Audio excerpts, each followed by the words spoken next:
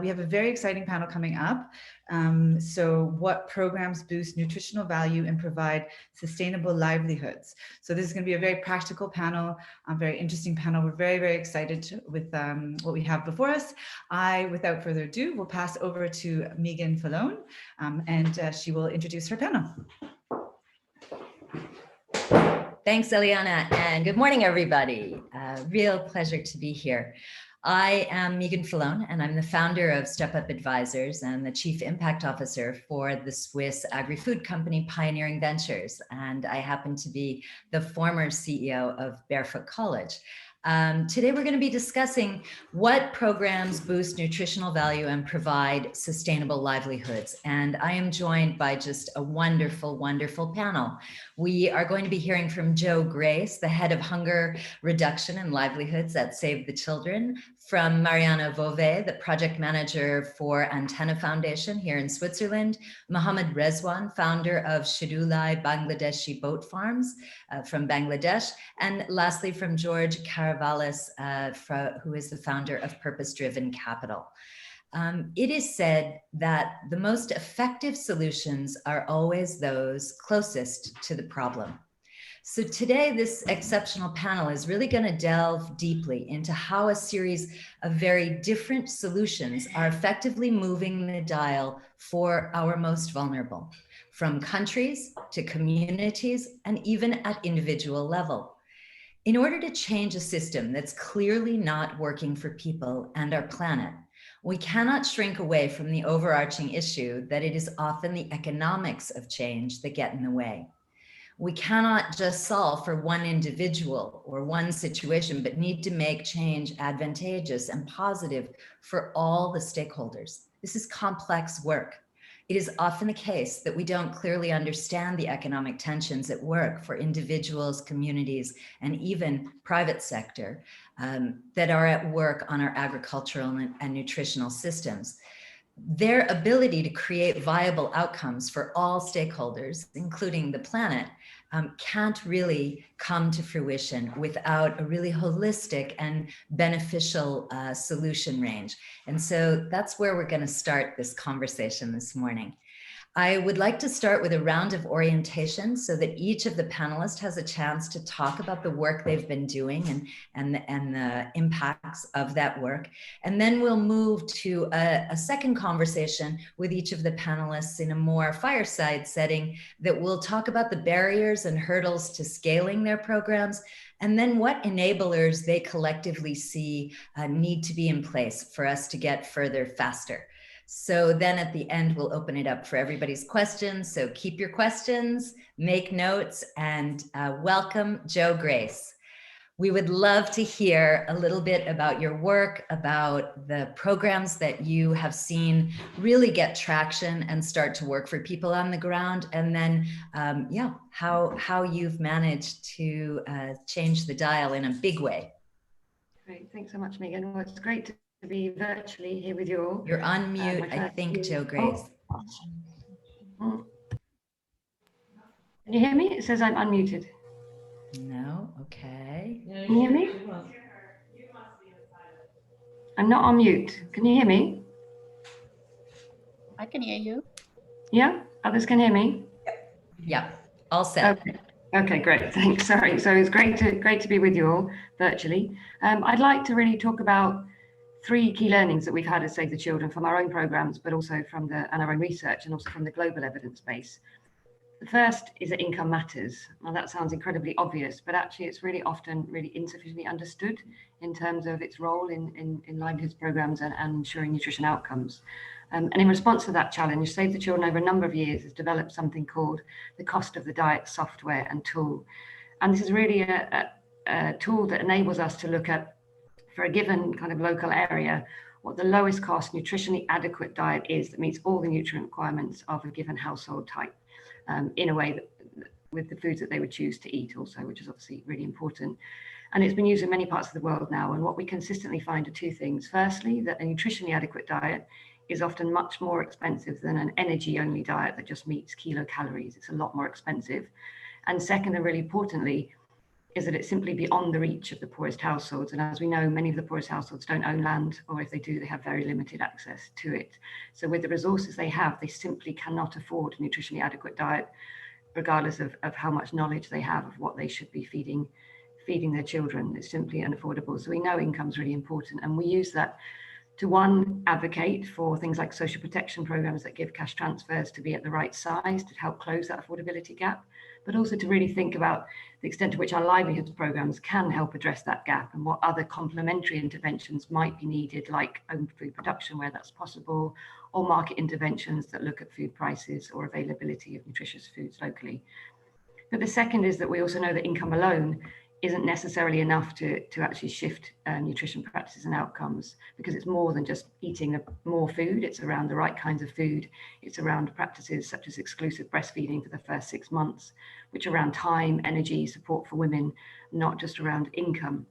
And we saw this most clearly in one of our programs in Myanmar, where we were targeting cash transfers to pregnant lactating women until the child reached 2 years of age. And we had a number of women, a large number of women who were receiving just cash, and another group who were receiving cash, as well as nutritional counselling, behaviour change, communication. And what we saw is that actually the households who only received cash, we saw very, very little, lots of other great impacts, but in terms of shifting nutrition practices and outcomes, very little. And actually where we had the combined approach, we saw really fantastic change. So we really see the greater need for these integrated approaches that are trying to improve incomes on the one hand, to help families access the resources, the food and health resources they need, but on the other, the actual knowledge and awareness and practices to kind of make use of those resources.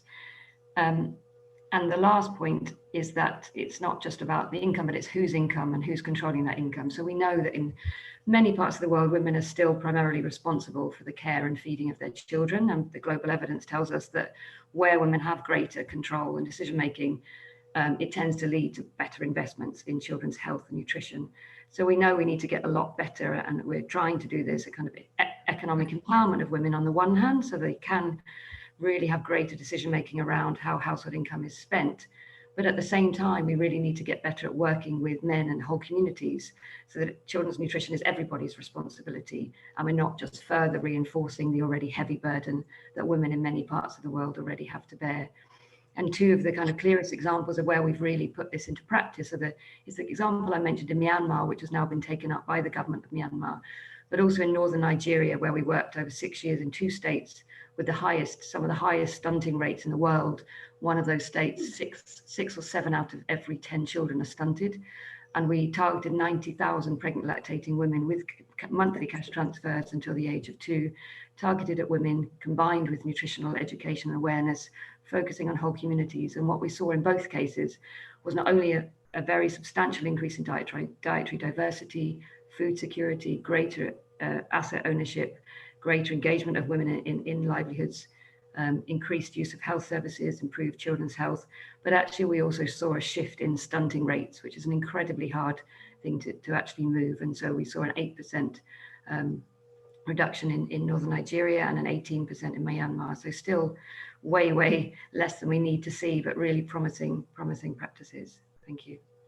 That's great, Jo. Of course, it's evident, this link with financial empowerment of women and the ability to take the best decisions they can with their resources, and their lack of resources has so many further impacts on families and children. Mariana, the Antenna Foundation has been working really from a human rights sort of center for a long time. Can you tell us about the program that you're working on? Thanks a lot, Megan, for the introduction. Thanks a lot for all the Giving Women team and Atalante for inviting me to be here today on this panel. So exactly, Antenna Foundation have its origin on human rights. Rights to nutritious food, rights to safe water, basic needs of life. And human rights cannot be considered alone. It should be also always be followed by a concrete solution. So that's what the objective that Antenna have been working on is adapted research for the lowest income. We have around 60 projects in around 20 countries, mainly in Africa and Asia. Thanks to our 30 years now of existence, we proved that adapted scientific research can improve the life of the lowest income. I'll be talking about two examples we have been working in. One is spirulina. I don't know if you all are aware about spirulina. Spirulina is a microalgae, very rich nutritionally. It's very rich on micronutrients, on iron, on beta carotene, the two main deficiencies on malnutrition. So thanks to the local production, we always have local partners and we produce it locally. A few grams of spirulina per day can improve the nutritional state. We have been focusing more on children and pregnant women. We often talk about calories, but not enough about micronutrients, which are key for the neuronal development. Lawrence have been talking the first day on how the brain develops according to the age, and micronutrients are key to have it when you are small. Otherwise, you can have no way back to solution if you get it later. So when you are a baby, it's very key. For the last 15 years, we estimated about 100,000 people, more children and women, have been benefit of our local projects. Another example I'd like to tell, because water is also linked to nutrition, and if you don't have safe water, is also always a problem. With this small device called WATA, we have developed as a pocket device. So you can produce locally chlorine. So with salt and water, locally you produce chlorine. And then with one production of this, you are able to disinfect 4,000 liters of water. So this goes for 1,000 people per day. So just to summarize, in order to have solutions that are used locally, they should be affordable, simple, effective, and sustainable. Otherwise, they won't be adapted for the use for the lowest income. And we should also look at on the social business enterprise, because all these solutions can be commercialized locally and used locally and generate revenues locally. Thank you very much. I finished the introduction. Thank you, Mariana.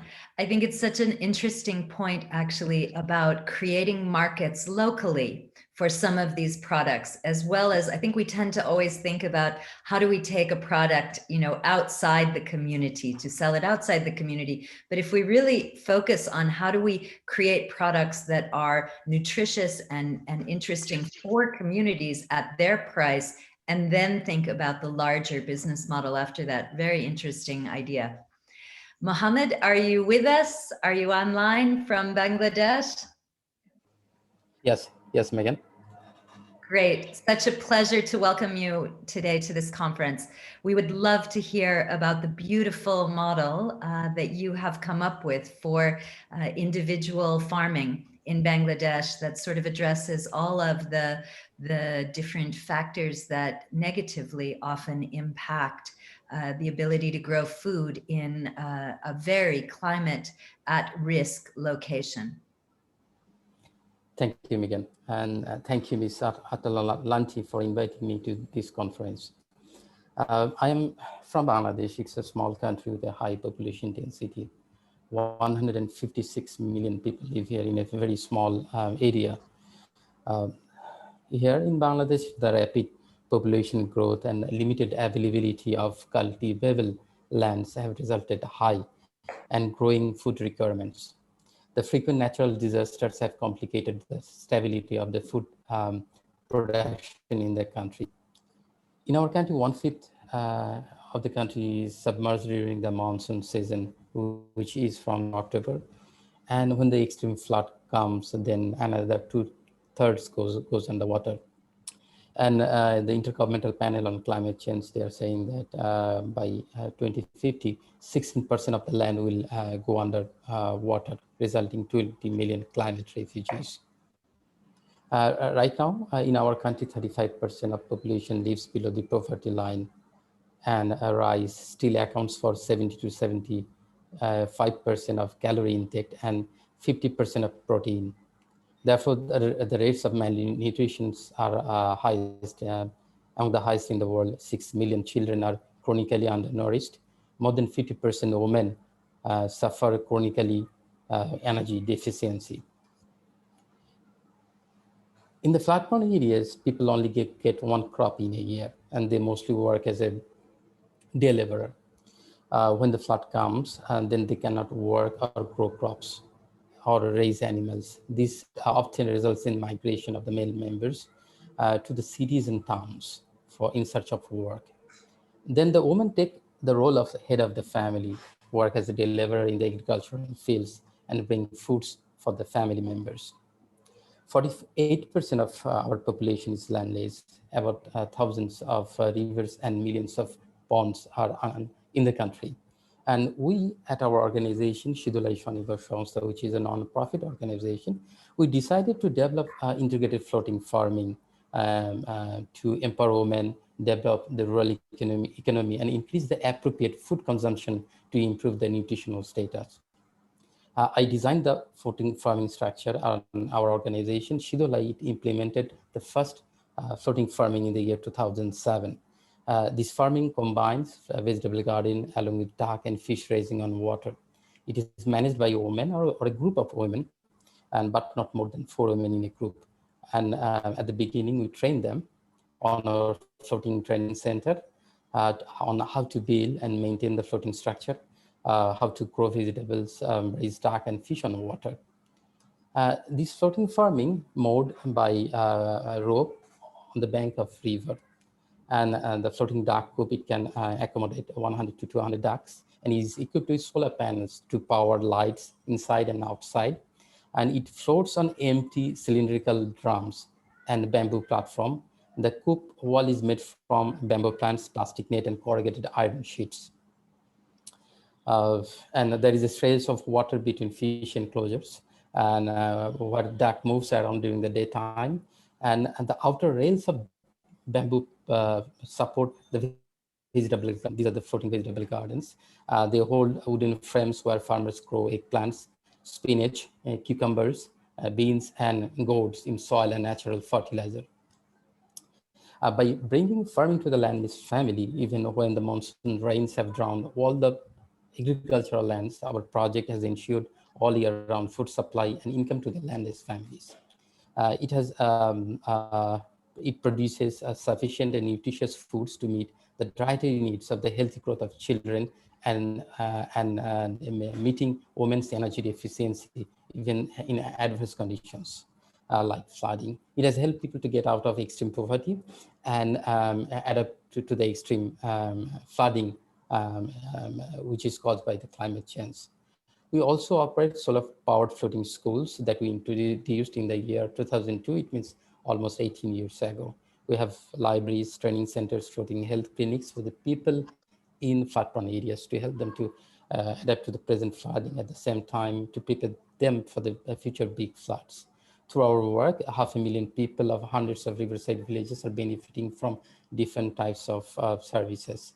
And our model has been replicated in 8 countries around the world, particularly the floating schools.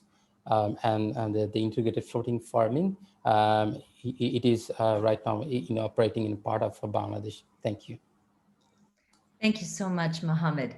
Floating schools, floating farms. I think this is such a brilliant response to the challenges, the real challenges on the ground, that kind of immediate innovation that happens in a way that people can own and sustain on their own. It's such a great model, Mohammed. I would love to hear more soon about the barriers you're having to scaling that. So as the moderator and also as the former CEO of Barefoot College, Atalanti had asked me to just say a few words about the work we've done at Barefoot College. And interestingly, one of the programs we've been working on is around building agency in women. It's called the Enrich program. And one of the things that Enrich did was really study what were the elements that a woman needed to learn on her journey to really developing a full sense of her own agency. And nutrition turns out to be one of the things that is really important for her to know about. And that feedback came from the women, knowing what to eat. And indeed, since most of them are small shareholder farmers, what to grow became a very important module in the Enrich curriculum. So this issue of empowering women with both the knowledge, but also the micro-entrepreneurial skills they need to be able to move their knowledge forward to the benefit of their family and their communities becomes very, very important. We sometimes forget about that. So Kathleen, if you could show those slides, I'll just share a couple of images of how that manifested for us at Barefoot, because of course you can't just teach something, you always have to find the practical way for that to then come to life. So shifting women from using sugar to honey in regions like the Pacific and even Africa, where the uptake of sugar is linked to social status in many cases, is a very important one. And then of course we have all the biodiversity ideas that we all know about around honey and raising bees. And so beekeeping has become a very serious endeavor for Barefoot College over the last 3 or 4 years. And in fact, that product has now gone to market. Kathleen, you can shift to the next slide. And our honey is available online through a website in India, but is also now active in 7 other countries and will be coming soon to the Pacific Islands. And that is based on a cooperative model where women are earning off of growing that honey, and they keep for their own family, they're required to keep a certain amount of their honey back.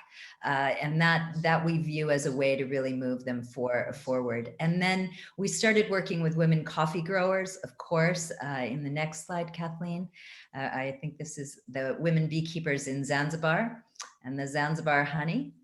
And then, so these are the women coffee growers, and actually they have also brought a product to market, but they brought us a different problem. Almost 75% of them were deeply anemic. And indeed, we're having very low birth weight babies as a result of their own lack of good and robust health. So we started listening to them about a very ancient remedy, it turned out, in India, which women in the villages, older women in the villages, knew about. It was a combination of 5 ingredients that were pulse and jaggery and sesame and peanuts cooked in a certain way and in a certain configuration. And they used to crush that up and feed that to their children when they were very low birth weight and were not thriving. They would mix it with goat's milk, and they would use this like we would use a kind of baby formula.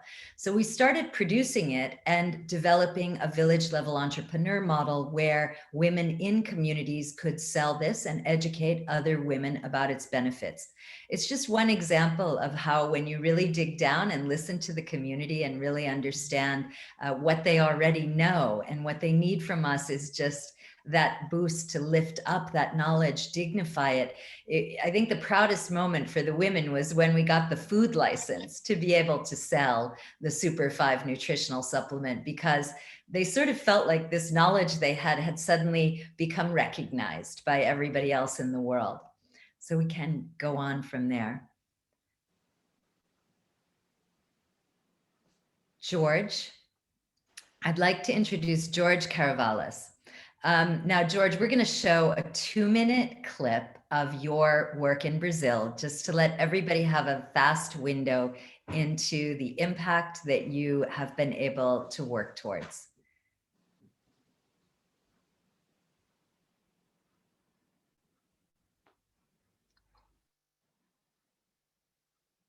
Auxiliar, tendo a consciência e, por que não, mais investimento, mas que esse investimento chegue até nós, agricultor, não tenha intermédio de ninguém, chegue diretamente a mim, A mim que sou agricultor, eu que produzo, eu que trabalho, eu que vou para a enxada, eu que acordo cedo, 5 horas da manhã eu levanto, sol quente, descanso um pouquinho, mas estou na lida direto.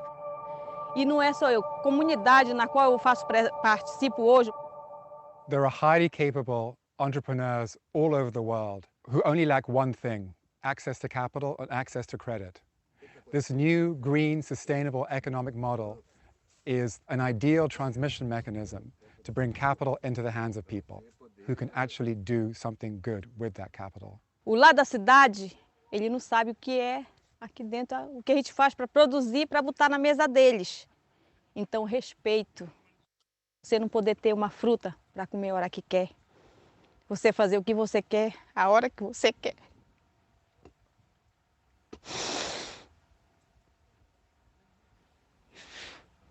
Então, vai lá.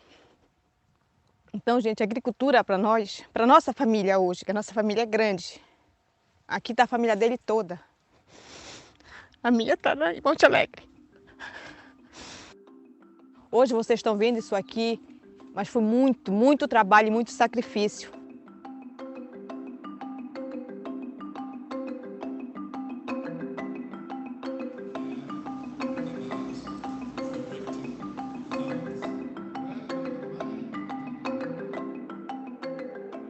This is an extraordinary moment around the world right now.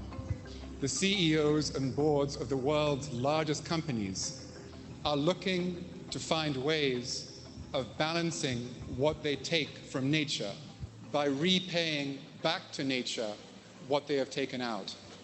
What you would be providing is a service to them, the service of protecting the rainforest, which in itself will be providing the environmental service of storing carbon. What you are selling is the protection of the rainforest, your time and effort in protecting the rainforest, not the land. This is what purpose-driven capital is about: helping to fund those entrepreneurs and founders around the world that are looking to tackle the world's global, environmental, and social problems.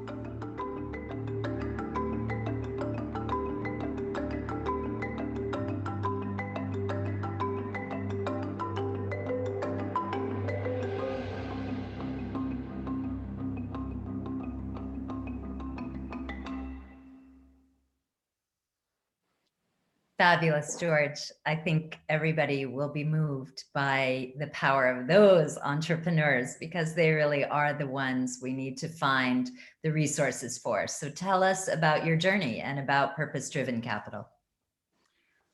Thank you, Megan, and thank you to Atlanti and the Giving Women Conference for giving a platform to Diocicle, the farmer who we filmed 2 years ago in a remote part of the Amazon on the equator, to give finally a voice to her. And I think today's conference couldn't be a better place for that to happen. I was invited by the governor of the state of Amapá in Brazil to work with him on solving a very simple problem: how to create a new income for those small rural farmers who were working in protecting the rainforest in addition to growing food. And the very simple idea, which has been around for a while, is that companies and institutions should simply purchase forest credits through the state of Amapá. And just to provide some context here, a lot has been spoken about at the conference about the need to create incomes for small rural farmers. At the opening, Lawrence Haddad said that these farmers still need to go to the marketplace. They still need to buy food for their families. They still need to buy basic medication. And at a point in time now where the world is facing this climate emergency, And at a point in time when soil is being recognized now as one of the greatest ways of finding a solution to absorbing carbon, the rural farmers who act as custodians and protection of the soil are in the position of precisely receiving incomes. Now, my background is in finance. I have 30 years of training in investment management, in capital markets, in asset management, and particularly in talking to large institutional investors and sovereign wealth funds. 3 years ago, I set up Purpose-Driven Capital with a very specific idea. Having experienced the misallocation of capital throughout my career, I wanted to create an organization that would facilitate the deployment of capital precisely into solutions that would tackle the 17 SDGs, poverty alleviation being the #1 thing, and in particular, how to look at lifting basic incomes. And it was pure serendipity that I was contacted by the state of Amapá to work with them on saying, we have an example of a solution that the rest of the world should take notice of. And what I want to share with you is that the policymakers at the state level play an important part in creating laws and legislation to remove the obstacles for companies to purchase these forest credits. And not only that, but they're working with the federal governments in looking at ways of creating new fiscal laws to create tax efficiencies for companies to purchase these forest credits are important.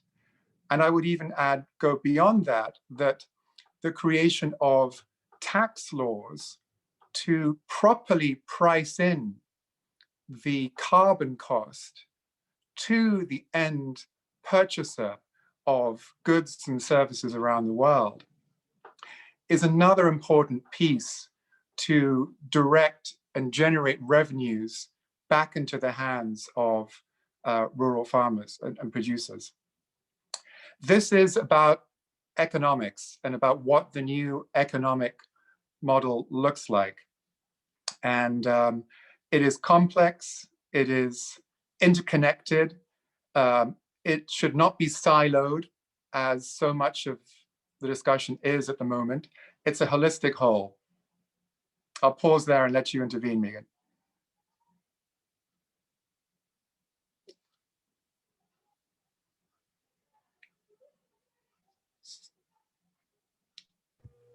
I think you're on mute, Megan.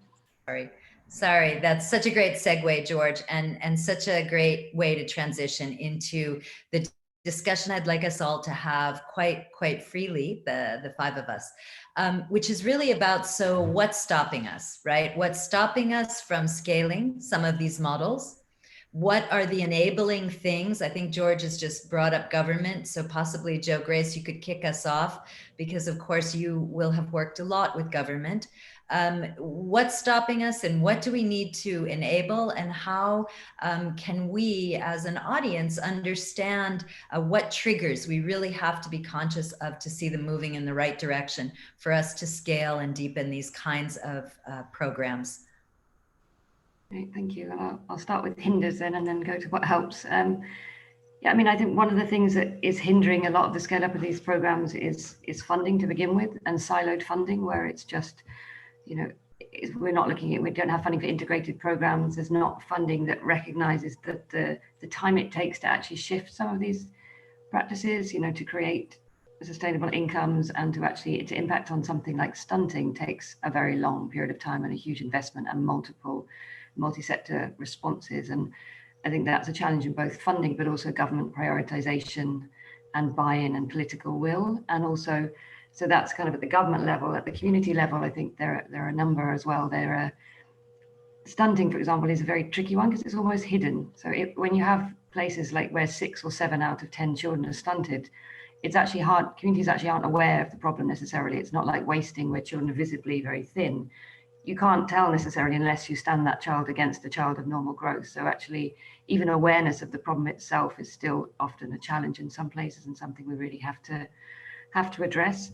And then obviously right now, the triple threat we're seeing in places like East and Southern Africa and Western Central Africa with the pandemic, the economic impact of the restrictions of the pandemic, the climate crisis, as well as conflict in a number of places that are all seeing reversals in some of the gains around malnutrition, but also, you know, the direct impact of climate change on the nutritional composition of crops themselves.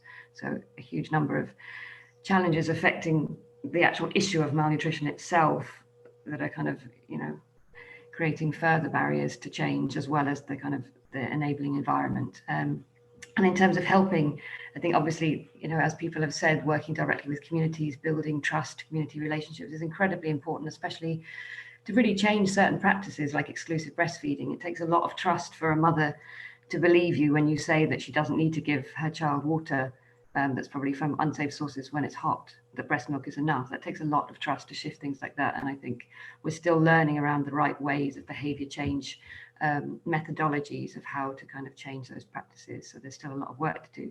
But yeah, government buy-in, understanding the political landscape and what it actually takes to influence policy, being able to generate evidence where that's necessary of cost effectiveness so that governments can afford to actually scale these things. And we're not just generating incredibly expensive models.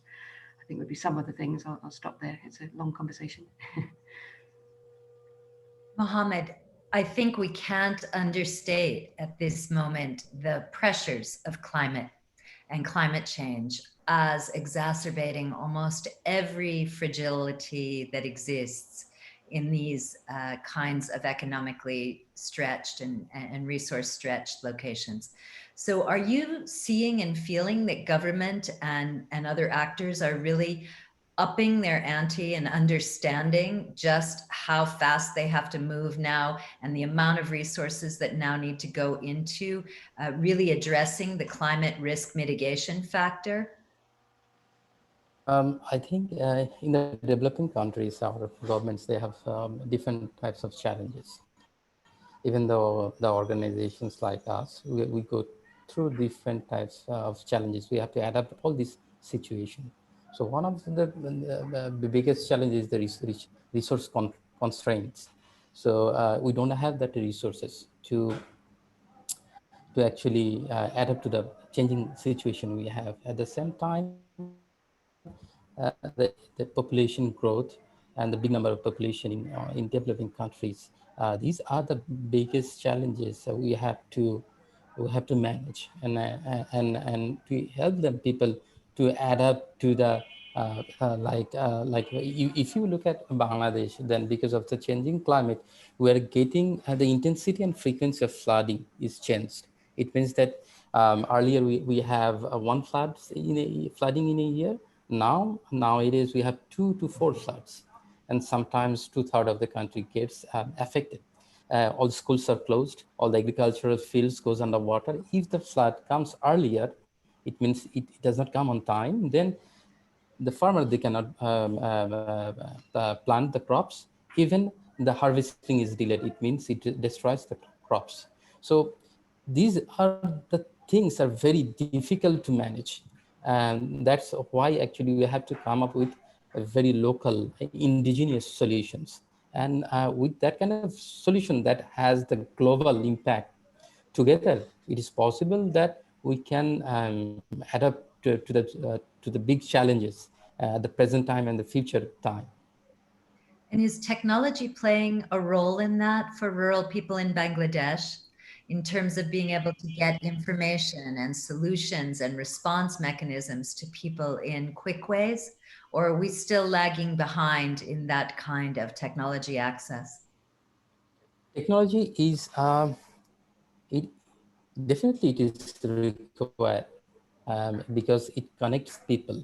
If you look at the rural communities in Bangladesh, then it becomes very difficult for them to get access to different types of informations, weather informations, even job opportunities, even skill opportunities. All these things are limited there. And if you brings that connectivity, then actually they're actually welcome to the greater world or bigger opportunities. So if you look at our project, we have actually integrated the traditional knowledge with technology. The boats, it has been there for many hundreds of thousands of years. What we have brought the solar system so that it can run computer equipments. At the same time, we are using the traditional knowledge of boat building. And when the people are coming, they are actually coming, visiting the same kind of boat, but the space is there, which is actually missing when we introduce our intervention there. Fantastic. In that way, that kind of thing, this kind of model or this kind of ideas can be explored in other settings to see that how things work if you combine with the traditional knowledge and technology. Thank you. And Mariana, what do you see as the barriers to some of your micro enterprise models scaling and going to more countries? So a big challenge is, as you say, the scale up. As we have the figures of malnutrition, 2 billion people. So it's a large amount of people needing solutions. And as I told you, for the spirulina, we did 100,000. So it's a very small amount of people benefiting of it. So I think key points are, we do need locally implicated partners. Antenna, we develop projects where there is a need. And where there is a need, we need to find a good partner, because we want to do anything in their place. They should be interested and motivated to lead the project. We do technology transfer, we provide information, we follow them, but we are not charity, we are not doing, we need their implication. It's the only way that the project can go ahead without us. So this is a challenge, how to identify good local partners. The other point you mentioned is technology, of course. Sometimes, if I take the example of spirulina, before we were growing in open ponds, now we are testing another system on closed buckets. So the technology can help the facility of the project developed locally. So these I do agree. But then we need to find local solutions. And sometimes you have the technology, but you need to have all the figures. Then we have all the puzzle locally. And one point I would agree with you also is the investment and the time it takes, because it takes time. If you want a program to be autonomous, you need to be patient. You need to know it will take time. You can't do anything in 1-2 years, like it's a long-term project. So, and you need also investment. And I guess one challenge to be solved is how a private sector could be more implicated on it. Because if we try to contact larger companies, which are on the nutrients, for example, how they can be concretely partnering with our local partners in order we can better scale up the project. Because one thing is the production, the other thing is the selling. You need to have all the chain working, otherwise it's difficult to have autonomous projects. Thanks so much, Mariana. I think one of the things that we're talking about is a lack of networking, a lack of collaboration and a lack of co-creation. Which is actually stopping us from moving faster to more women, because that's really what we want to ground ourselves in. Joe, what do you think could shift that? What could shift our ability to speak to governments and speak to funders in ways that encourage them to accept collaborative models with multi-stakeholders, multi-delivery mechanisms, because that's really what we need to get to scale? And I think a lot of cases, governments are very open to working with partners. I think part of the issue is first getting the political will to begin with. And I think for that, again, understanding the political economy and what it takes and who we need to influence and how and who really holds power, which is actually quite a challenging thing to do at a national level, and encouraging buy-in from the outset of program design and kind of collaboration with partners from the very outset, so that government stakeholders at that kind of local and national level are engaged in different ways. I think where we're talking about multi-sector responses, it's obviously challenging because it crosses ministries. I mean, we're trying to do it, but it's tough. But I think getting the buy-in from the outset, and I think we are seeing change in a number of parts of the world of governments really recognizing this challenge, recognizing the impact it has on many other outcomes for families and children. Great. George, let's go back to that beautiful woman farmer in Brazil. And I think, we sometimes underestimate the capacity of women to push these models that are really at the heart in the best interest of their own families, their own children, their own constituencies, their own communities. How have you seen government respect and listen to those voices of women from the ground?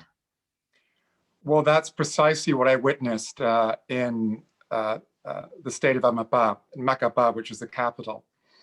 There were two very important points that the governor made to me. We discussed the notion of intrinsic value in economics. And he said it needs to be redefined from maximizing shareholder value to prioritizing, one, human dignity, lifting people out of poverty, and two, a recognition of nature into the economic costing of what we consume. That was his starting point. And what he also recognized was that he told me that he grew up with a. Sorry, you're. No, go ahead, George, please. He grew up in on a farm. His mother grew food.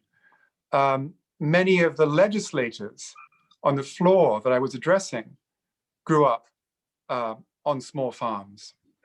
They understand viscerally the human dignity of the mother who provides for the family, organizes the family around food production. And he also recognized that the chronic stress of not having access to credit. And this was a very important point, a separate point, in that they were terrified of any kind of bank loan on the basis that if they were to default, they knew they would lose their land. And what that meant was that for basic cash flow, for basic needs, they really, really struggled.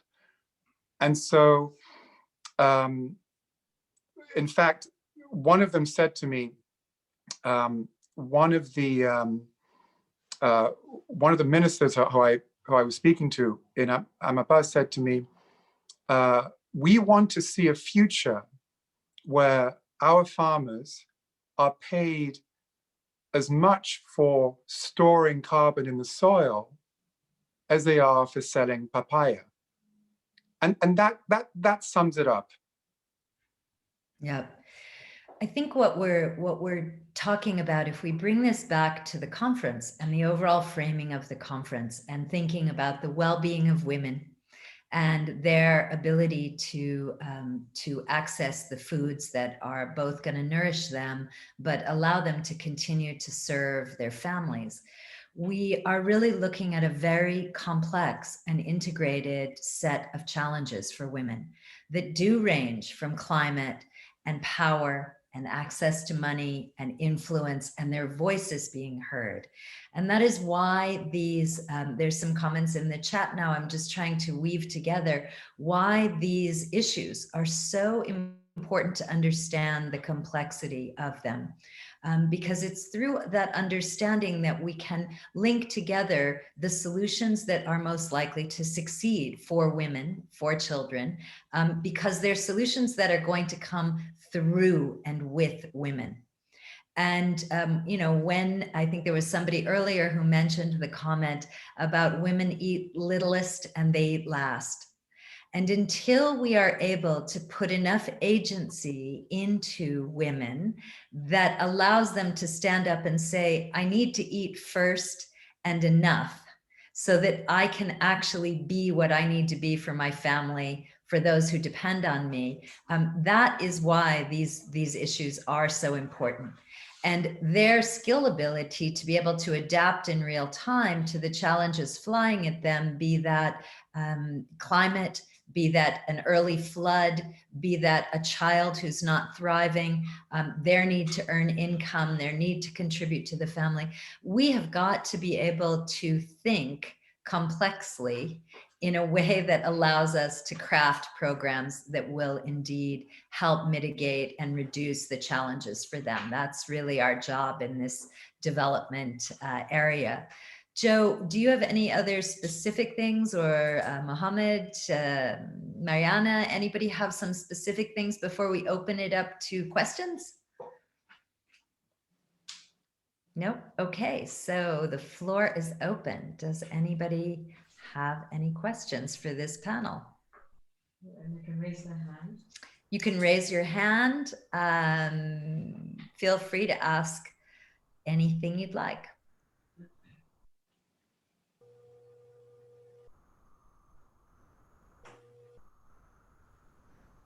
Okay, so we'll just keep going then.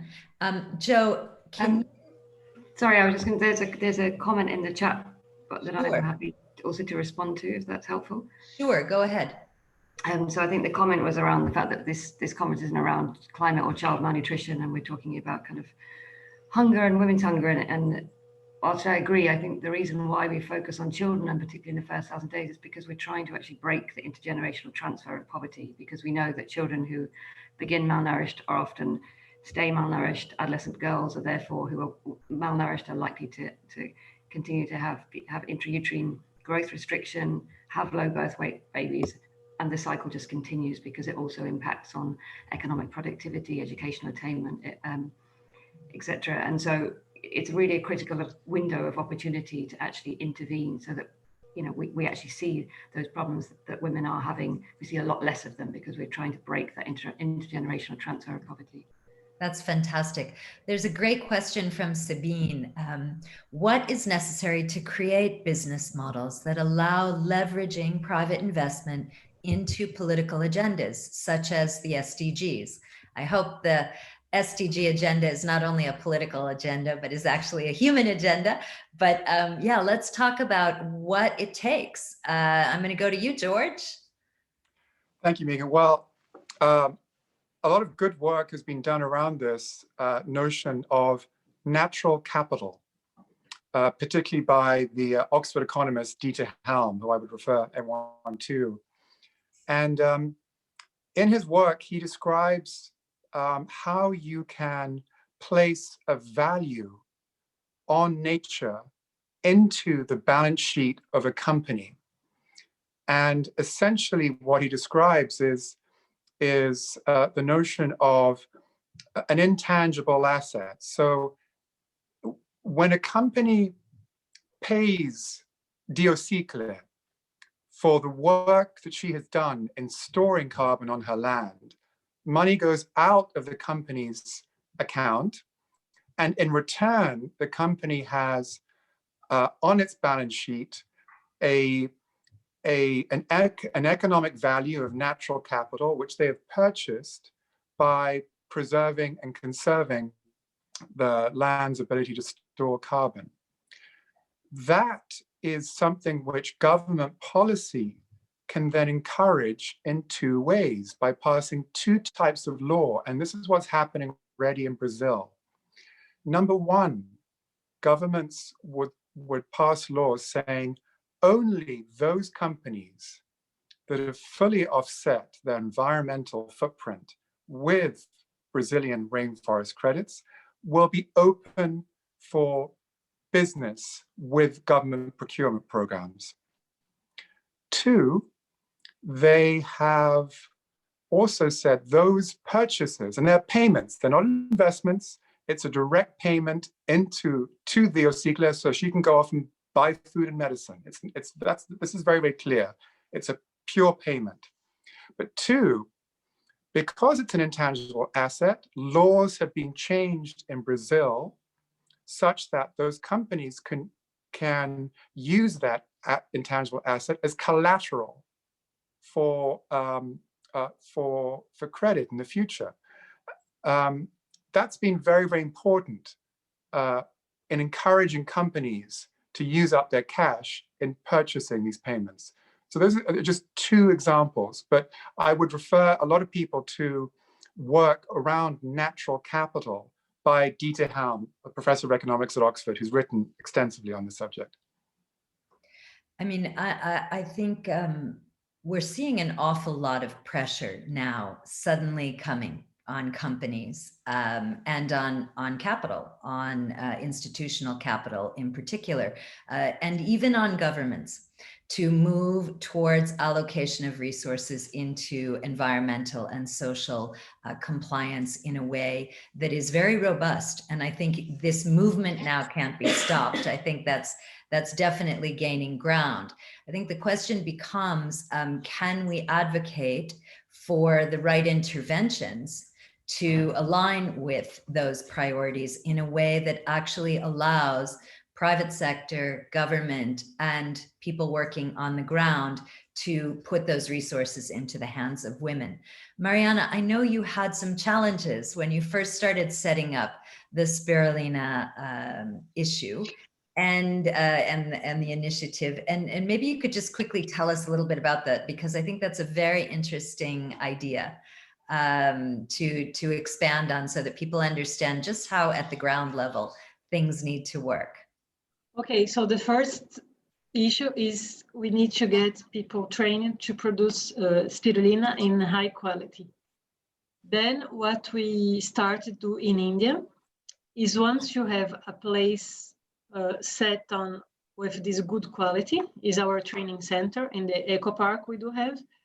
The objective is, since we have women in microcredit, is to take these women there in the training center, that they can learn from this, and then in the villages, in the village level, they can produce also. And then they have this production in the village, but the processing would be done in this training center, since we want a product on high quality. Then, for me, a big challenge we still didn't have achieved is how to have a product, high nutritious product, very good taste and affordable. So we did a prototype. I can show you this spiru bar. We did for Morocco. So it's a spirulina bar with dates, oak, and almonds. So it's products to find in Morocco. And the objective is to have a simple product, can produce it locally without much technology, but very good. And then the idea is, with a good product like this, people will buy it. Even the lowest income, they will be happy to buy, as today people buy Coca-Cola, even if it's not very good, but they like it. So it's to have a good product you can find everywhere and people want to buy it. For this, the big challenge is, for today, we have developed it. We have the producer of spirulina, but we didn't find a good partner in order to launch the product. This is one example from Morocco, but we can imagine other examples for other countries. And that's why we have just launched, and we will extend the date for a challenge, antenna challenge, in order, so you are all invited to, to participate and to spread this in our website, how to find good partners in order we have all the chain that we have we can have a good product accessible for all. And even in Europe, we could even imagine a hybrid model where there is this production in Morocco or in India, in other countries, and then one part could be also exported, since here people are also keen to products like this. So if you have ideas, if you have networks, please do not hesitate. I will be very happy to answer your further questions. Love that. And a great call to action. Anybody in the Giving Women Network who can help Mariana to move that product further and faster, please get in touch with us.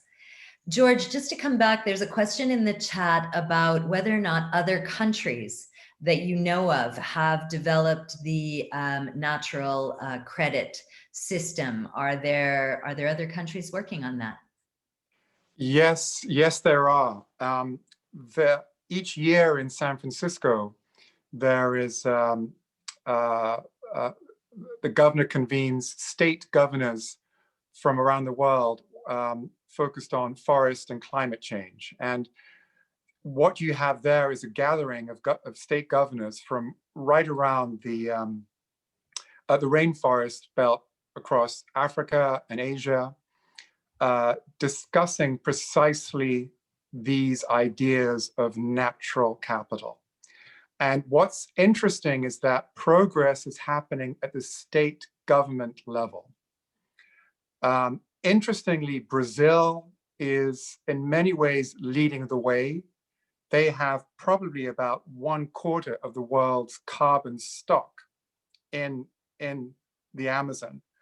And they have been actually moving ahead in creating this new sustainable economic model, which is very much like a 3-dimensional globe with nodes interconnecting. It's complex, but it's actually quite beautiful.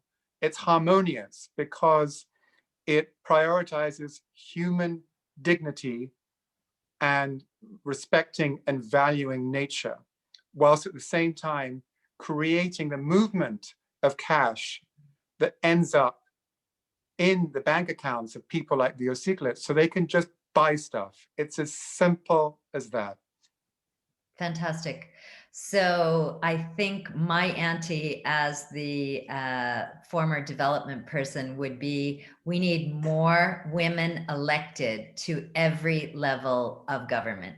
That starts with panchayat, and which in India are local government positions, mid-level bureaucratic positions. In my experience in a decade, nothing is more powerful than one female permanent secretary who is a career bureaucrat who is determined to make things better for people, because she's not political, she doesn't leave office, and man, she builds on what she does year on year. So that's my contribution to what we could do to move things forward, is just elect more women, so there's at least half of the people making decisions who are thinking and feeling and relating to why women's well-being, health, and nutrition needs to be there.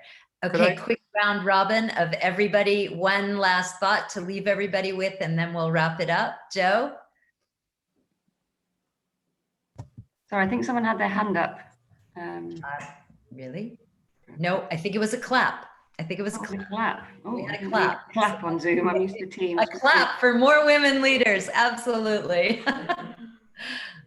Yeah, I mean, I think lastly, I mean, it just, it's great to see so much interest in the issues of hunger and all of, everything that this conference is looking at. And I think certainly for me, the business model thing is really key. We have next year huge opportunities with the Food Security Summit coming up. There's something called Nutrition for Growth, which is really looking at how do we get increased investment where, a lot of these ideas need to be shared.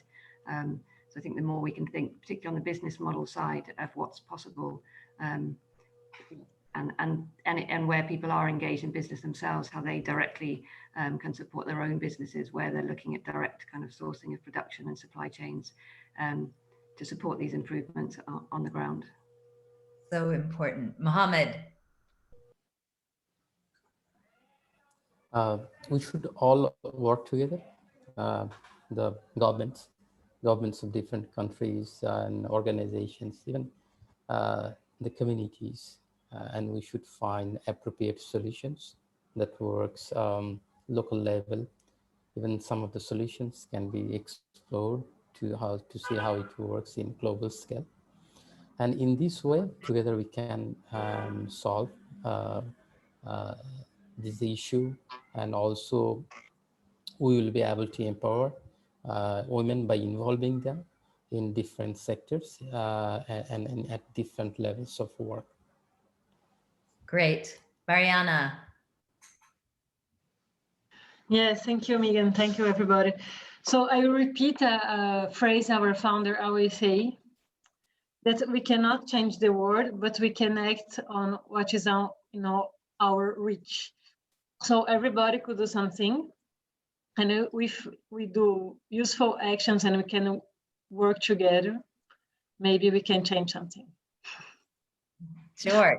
So, I would like to pick up on your point about women in government and refer to the great schools of government. There's the Blavatnik School of Government at Oxford is led by an extraordinary woman, Dean Nari Woods, who is providing a place for future policymakers to work together in creating new collaborative solutions. And I think we also need to look at academia, particularly around the schools of government, where you have, interestingly, deans who are women, who have created an environment that completely contrasts with the highly toxic political environment we see every day in social media. Thanks so much, George. So I think the end of this panel really is, if we value women, we have to invest in them. Not just on the surface, but invest in the entire ecosystem that surrounds them and enables them to be able to address the critical issue of food security for themselves and their families. I think that means creating economic agency for women at the very heart, and indeed understanding the link between women and the environment, the land they farm, the land that provides for them, and their commitment to nurturing that alongside their children and families. Thank you so much, everybody, for joining us. Thanks to Atalanti Moket and her amazing Giving Women team for the opportunity to bring these beautiful and knowledgeable panelists together. Such a pleasure, and have a great day. So thank you, Megan. Thank you. Wonderful panel. It's really, really been enlightening, and left me with the thought that, yeah, we're doing the right thing because we have all those stakeholders speaking together here today. We have people from academia, we have people from big business, we have people from the UN. All these people need to talk together to make that real change that we're trying to create.